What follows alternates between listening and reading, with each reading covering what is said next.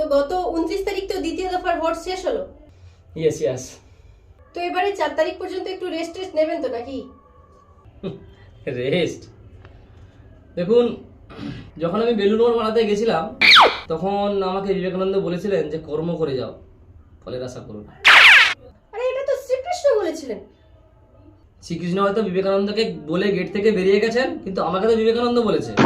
আরে তো এবারে কি মনে হচ্ছে যে এবারে কে আসন পেতে পারে? না না, আপনি এটা জিজ্ঞাসা করুন যে 4 তারিখ জেতার পরে আপনার পরিকল্পনাটা কি।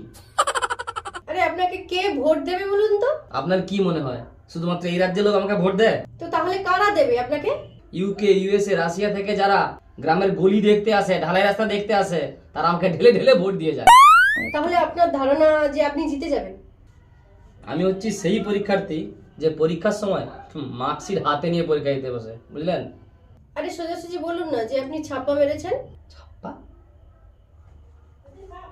এই, তোরা কোন চ্যানেলে পাঠিয়েছিস রে? পয়সা করে ঠিকঠাক দিসনি নাকি? এরা কি বিরোধী দলের চ্যানেল নাকি? এই, আমি এখানে করবো না, ইন্টারভিউ করবো না। এই, এখানে ভুলভাল লোক এসে ইন্টারভিউ করছে এখানে। হ্যাঁ, ইন্টারভিউ করবো না আমি এখানে। ভুলভাল জায়গা আমাকে নিয়ে এসছে এখানে। যাও, আমি ইন্টারভিউ করবো, যাও।